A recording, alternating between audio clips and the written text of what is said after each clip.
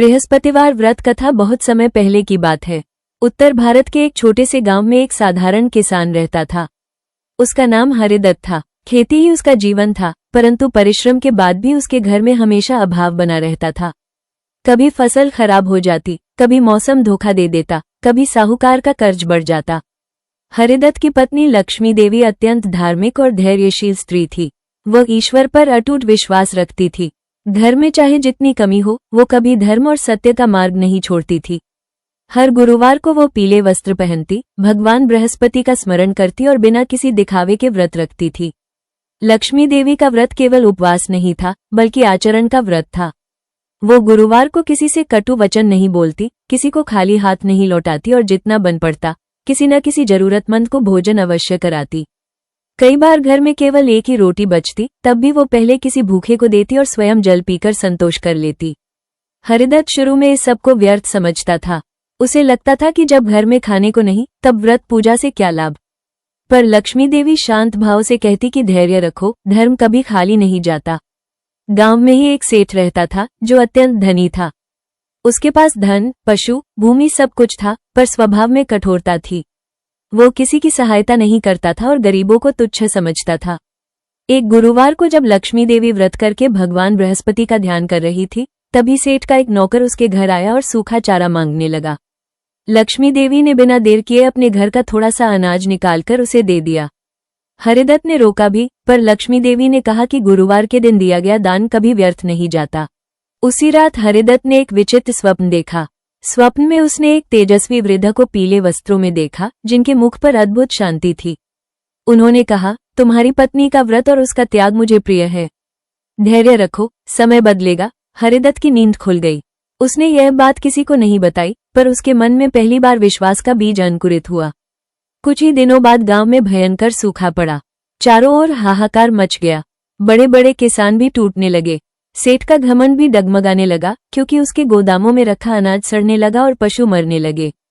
उसी समय हरिदत्त के खेत में आश्चर्यजनक रूप से फसल हरी भरी रहने लगी। लोग इसे संयोग कहने लगे, पर लक्ष्मी देवी जानती थी कि यह गुरुवार व्रत का फल है। फिर भी उसने कभी घमंड नहीं किया। एक दिन सेठ स्वयं हरिदत्त के घर आया। उसका सिर झुका हुआ था। उसने सहायता मांगी। लक्ष्मी देवी ने बिना कोई शर्त रखे उसे भोजन कराया और जल पिलाया। सेठ को अपने किए पर पश्चाताप हुआ। उसने पहली बार किसी गरीब के घर सच्चा सम्मान पाया। जाते समय उसने हरिदत्त का कर्ज चुपचाप चुका दिया और किसी को बताया भी नहीं। समय बीतता गया। हरिदत्त की स्थिति धीरे धीरे सुधरने लगी, पर लक्ष्मी देवी ने व्रत नहीं छोड़ा। वो कहती थी कि व्रत धन पाने के लिए नहीं, बल्कि मन को शुद्ध करने के लिए होता है। एक गुरुवार को गांव में एक साधु आया। उसके तेज से लोग प्रभावित हुए। उसने लक्ष्मी देवी से कहा कि उसका जीवन ही सच्ची कथा है, जिसे लोग वर्षों तक सुनेंगे। साधु ने आशीर्वाद दिया कि उसके घर में कभी धर्म का दीपक नहीं बुझेगा। कुछ वर्षों बाद हरिदत्त का पुत्र बड़ा हुआ। वो विद्वान और सदाचारी बना। उसने गांव में शिक्षा का प्रचार किया। लोग लक्ष्मी देवी के पास आकर गुरुवार व्रत की विधि पूछने लगे। वो किसी को दिखावटी नियम नहीं बताती थी, बल्कि यही कहती थी कि सच्चाई, दया, संयम और सेवा ही असली व्रत है। एक बार गांव में महामारी फैली। भय का वातावरण था। लक्ष्मी देवी ने बिना डरे रोगियों की सेवा की। कई लोग ठीक हुए। लोग इसे चमत्कार कहने लगे, पर वो कहती रही कि सेवा में ही ईश्वर है। उसी समय लक्ष्मी देवी बीमार पड़ी, पर उसने कभी व्रत नहीं छोड़ा। एक गुरुवार को उसने शांत भाव से भगवान बृहस्पति का स्मरण किया और कहा कि यदि उसका जीवन किसी के काम आया हो तो यही सबसे बड़ा फल है। उसके जाने के बाद भी उसका प्रभाव समाप्त नहीं हुआ। गांव में आज भी गुरुवार को पीले फूल चढ़ाए जाते हैं, गरीबों को भोजन कराया जाता है और लोग उसके जीवन को याद करते हैं। यह कोई कल्पना नहीं, बल्कि सत्य घटना के समान जीवन कथा है, जिसमें कोई अलौकिक दिखावा नहीं, केवल विश्वास, त्याग और धैर्य है। जो भी सच्चे मन से बृहस्पतिवार व्रत करता है और लक्ष्मी देवी की तरह आचरण करता है, उसके जीवन में भी धीरे धीरे प्रकाश अवश्य आता है। लक्ष्मी देवी के देहांत के बाद भी उसका नाम गांव की हवा में घुला रहता था। हर गुरुवार को जैसे ही सूर्य उगता, गांव की स्त्रियां उसके घर की ओर देखती और मन ही मन उसे प्रणाम करती। हरिदत्त अब वृद्ध हो चला था, पर उसके चेहरे पर संतोष की रेखाएं स्पष्ट थीं। वो अक्सर लोगों से कहता कि उसके जीवन में जो भी सुख आया, वो किसी चतुराई या भाग्य से नहीं, बल्कि उसकी पत्नी के सच्चे व्रत और आचरण से आया। वो ये भी कहता कि गुरुवार का व्रत केवल पेट से नहीं, मन से होता है। जो मन को शुद्ध कर ले, वही सच्चा व्रती है। एक वर्ष ऐसा आया जब हरिदत्त भी इस संसार से विदा हो गया। उसके बाद उसका पुत्र माधव घर की जिम्मेदारी संभालने लगा। माधव ने माता के संस्कारों को कभी नहीं छोड़ा। वो हर गुरुवार को विद्यालय से अवकाश लेकर गांव के बच्चों को निःशुल्क पढ़ाता। उसे देखकर कई युवक भी सेवा कार्यों से जुड़ने लगे। धीरे धीरे वो गांव शिक्षा और सदाचार के लिए पहचाना जाने लगा। दूर दूर से लोग वहां अपने बच्चों को भेजने लगे। उसी समय एक घटना घटी जिसने पूरे क्षेत्र को हिला दिया। पास के कस्बे में एक बड़ा व्यापारी था जो अत्यंत अहंकारी था। उसे धर्म और व्रत में कोई विश्वास नहीं था। एक बार व्यापार में भारी घाटा हुआ। उसने कई उपाय किए पर कुछ काम नहीं आया। किसी ने उसे उस गांव और लक्ष्मी देवी की कथा सुनाई। व्यापारी पहले हंसा, पर जब सभी रास्ते बंद हो गए तब वो गुरुवार के दिन उस गांव पहुंचा। माधव ने उसका सम्मान किया, भोजन कराया और कोई प्रश्न नहीं पूछा। व्यापारी ने पहली बार बिना स्वार्थ का व्यवहार देखा। उसी दिन उसने प्रण लिया कि वो भी हर गुरुवार कुछ न कुछ दान करेगा। कुछ महीनों में व्यापारी का व्यापार संभलने लगा। उसने यह बात कहीं नहीं कही, पर उसके मन का भार हल्का हो गया। उसने अपने गोदाम के बाहर एक छोटा सा अन्न भंडार बनवाया, जहां हर गुरुवार जरूरतमंदों को अनाज मिलता।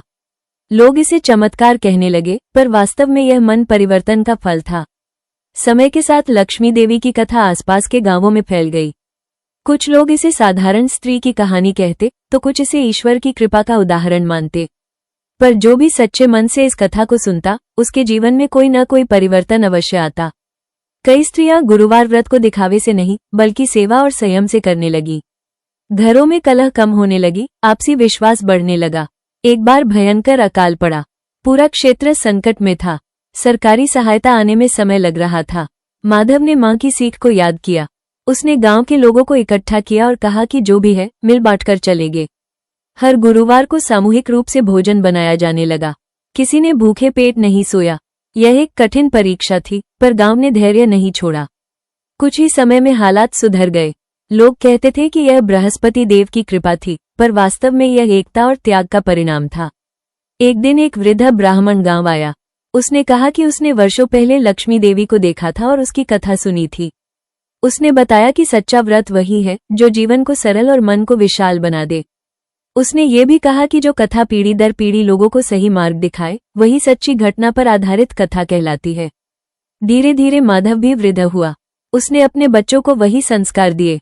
उसने कभी उन्हें चमत्कार की बातें नहीं सिखाई, बल्कि यही समझाया कि गुरुवार व्रत का अर्थ है गुरु का सम्मान, ज्ञान का आदर और जीवन में संतुलन। उसके बच्चों ने शहरों में जाकर भी इस परंपरा को नहीं छोड़ा। वे जहां भी गए, वहां गुरुवार को किसी न किसी रूप में सेवा अवश्य की। आज भी उस गांव में गुरुवार का सूर्योदय अलग ही अनुभूति देता है। पीले फूल, शांत वातावरण और लोगों के चेहरे पर संतोष की झलक दिखाई देती है। कोई ढोल नगाड़ा नहीं, कोई दिखावा नहीं, बस शांति और विश्वास। ये कथा किसी ग्रंथ में लिखी नहीं गई, पर लोगों के जीवन में लिखी गई है। यही इसकी सच्चाई है। ये बृहस्पतिवार व्रत कथा हमें ये सिखाती है कि ईश्वर दूर कहीं नहीं, बल्कि हमारे व्यवहार में है। जो गुरुवार को ही नहीं, बल्कि हर दिन सत्य, दया और संयम का पालन करता है, वही वास्तव में व्रती है। यही सच्ची घटना पर आधारित बृहस्पतिवार व्रत कथा का संदेश है, जो समय के साथ और भी गहरी होती चली जाती है। समय आगे बढ़ता रहा, पर उस गांव की स्मृतियों में लक्ष्मी देवी का स्थान वैसा ही बना रहा जैसे किसी दीपक की लौ, जो दिखाई कम देती है, पर अंधकार को चुपचाप दूर करती रहती है। माधव के जाने के बाद उसके पुत्र पौत्र गांव और शहर दोनों में फैल गए, पर गुरुवार का वो संस्कार उनके जीवन से कभी अलग नहीं हुआ। हर घर में ये बात बिना कहे समझी जाती थी कि इस दिन कटु वचन नहीं बोलने हैं, किसी को खाली हाथ नहीं लौटाना है और मन में किसी के प्रति द्वेष नहीं रखना है। एक समय ऐसा आया जब गांव के पास से एक नई सड़क निकाली गई।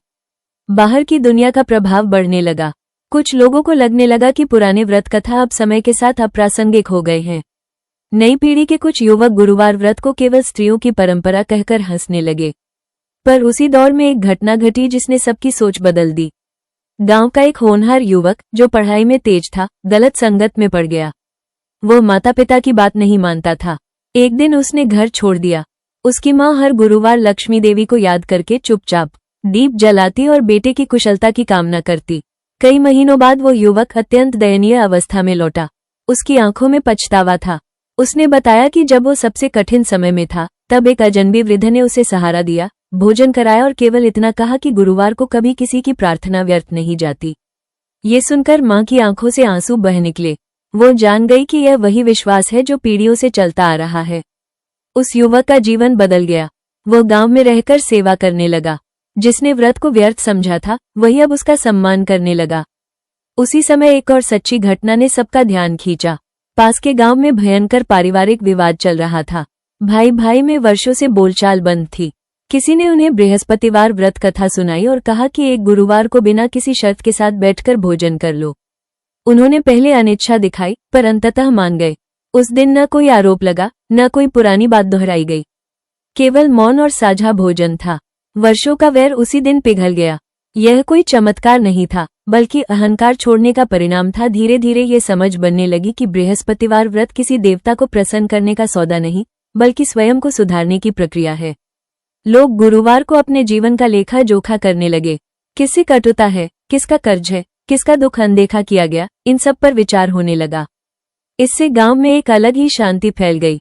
एक बार सरकार की ओर से गांव में एक अधिकारी आया। उसने पूछा कि यहाँ अपराध इतने कम क्यों हैं, झगड़े इतने कम क्यों होते हैं। गांव के बुजुर्गों ने कोई नियम कायदा नहीं बताया, बस लक्ष्मी देवी की कथा और गुरुवार की परंपरा सुनाई। अधिकारी मुस्कुराया, पर जाते जाते उसने भी उस दिन किसी गरीब को भोजन कराया। उसने बाद में स्वीकार किया कि उस दिन उसे भीतर से हल्कापन महसूस हुआ।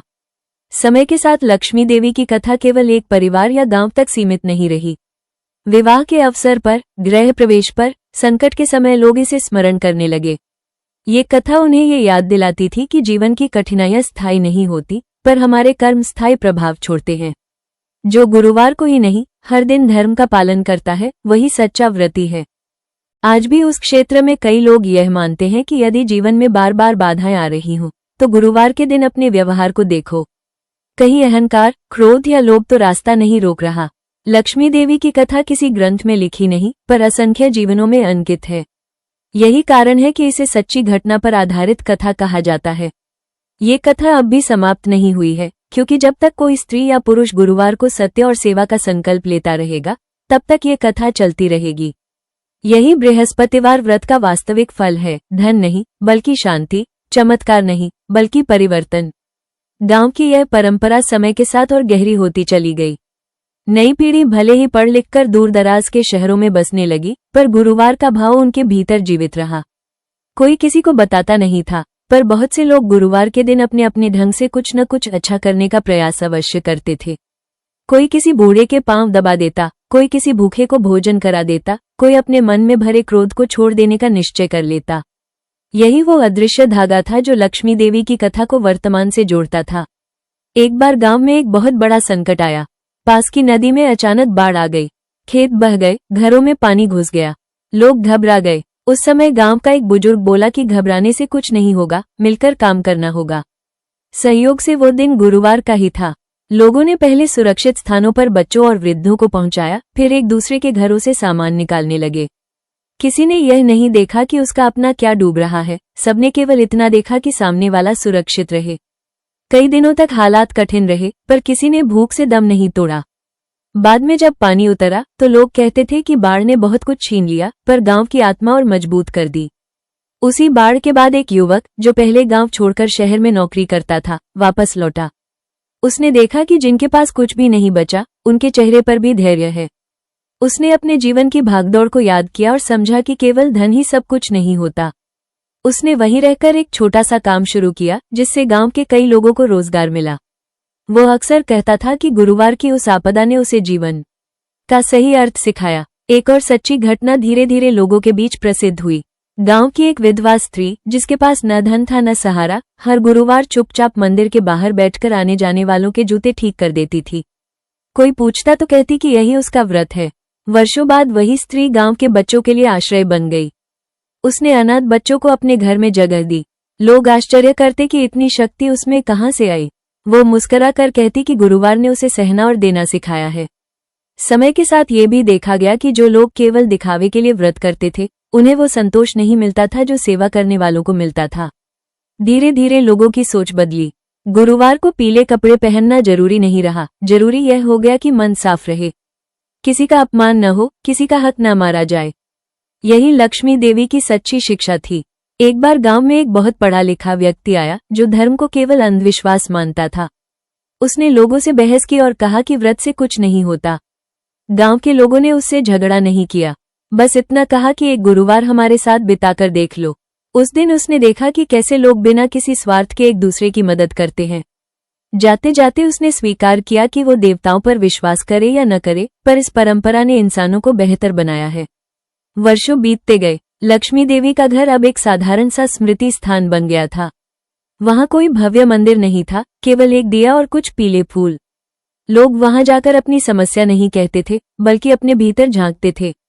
यही उस स्थान की विशेषता थी। आज भी जब कोई दुखी व्यक्ति वहां बैठता है तो उसे कोई चमत्कार नहीं दिखता, पर मन को एक अजीब सी शांति अवश्य मिलती है। लोग कहते हैं कि यही बृहस्पतिवार व्रत कथा का असली फल है। ये कथा किसी एक दिन या एक व्यक्ति तक सीमित नहीं है। यह उन सभी के जीवन में चलती रहती है जो गुरुवार को नहीं, बल्कि हर दिन अपने कर्मों को थोड़ा और शुद्ध करने का प्रयास करते हैं। कथा यही समाप्त नहीं होती, क्योंकि जब तक मानव जीवन है तब तक संघर्ष है, और जब तक संघर्ष है तब तक ऐसे व्रतों की आवश्यकता है जो मनुष्य को मनुष्य बनाए रखें। लक्ष्मी देवी की सच्ची घटना पर आधारित ये बृहस्पतिवार व्रत कथा इसी तरह पीढ़ी दर पीढ़ी आगे बढ़ती रहेगी। गांव की यह परंपरा अब केवल एक गांव तक सीमित नहीं रही थी। जो लोग यहाँ से बाहर गए वे अपने साथ इस कथा का भाव ले गए। शहरों में रहते हुए भी उन्होंने गुरुवार को अपने जीवन को थोड़ा थामना सीख लिया। किसी दफ्तर में कोई कर्मचारी उस दिन किसी सहकर्मी से कठोर शब्द नहीं बोलता, कोई दुकानदार किसी गरीब से तौल में बेईमानी नहीं करता, कोई विद्यार्थी उस दिन अपने गुरु का अपमान नहीं करता। ये सब अनकहा था, पर भीतर कहीं लक्ष्मी देवी की कथा जीवित थी। एक बार शहर में रहने वाला एक व्यक्ति बहुत बड़े संकट में फंस गया। व्यापार में धोखा मिला, मित्र साथ छोड़ गए, परिवार में तनाव बढ़ गया। निराश होकर वो उसी गांव लौटा जहां उसका बचपन बीता था। गुरुवार का दिन था। वो बिना किसी उद्देश्य के उस पुराने घर के पास बैठ गया जहां कभी लक्ष्मी देवी रहा करती थी। वहां कोई चमत्कार नहीं हुआ, कोई आवाज नहीं आई, पर उसने पहली बार अपने जीवन की गलतियों को ईमानदारी से स्वीकार किया। उसी दिन उसने निश्चय किया कि वो किसी को धोखा नहीं देगा, चाहे उसे नुकसान ही क्यों न हो। समय लगा, पर धीरे धीरे उसका जीवन पटरी पर आया। वो बाद में कहा करता था कि उसे भगवान नहीं मिले, पर अपना खोया हुआ आत्मसम्मान वहीं मिल गया। इसी तरह एक और घटना लोगों के बीच चर्चा का विषय बनी। गांव की एक युवती पढ़ लिखकर शिक्षिका बनी थी। उसे शहर में अच्छा पद मिल रहा था, पर वो अपने माता पिता को अकेला छोड़ना नहीं चाहती थी। वो दुविधा में थी। एक गुरुवार को उसने लक्ष्मी देवी की कथा सुनी और समझा कि सच्चा व्रत कर्तव्य से भागना नहीं सिखाता, बल्कि संतुलन सिखाता है। उसने शहर में नौकरी स्वीकार की, पर हर गुरुवार गांव लौटकर माता पिता की सेवा करने लगी। उसके इस व्यवहार ने समाज को ये सिखाया कि आधुनिक जीवन और संस्कार साथ साथ चल सकते हैं। समय के साथ कुछ कठिन दौर भी आए। नई पीढ़ी में फिर से स्वार्थ बढ़ने लगा। कुछ लोगों ने व्रत को केवल दिखावे का साधन बना लिया। ऐसे समय में गांव के बुजुर्ग एक बात कहते थे कि कथा को मत छोड़ो, क्योंकि कथा सुनने से नहीं, समझने से बदलती है। वे बच्चों को लक्ष्मी देवी के जीवन की छोटी छोटी बातें सुनाते, कैसे उसने अपने अभाव को कभी दूसरों के लिए अभिशाप नहीं बनने दिया, कैसे उसने दुख में भी किसी को दुख नहीं दिया।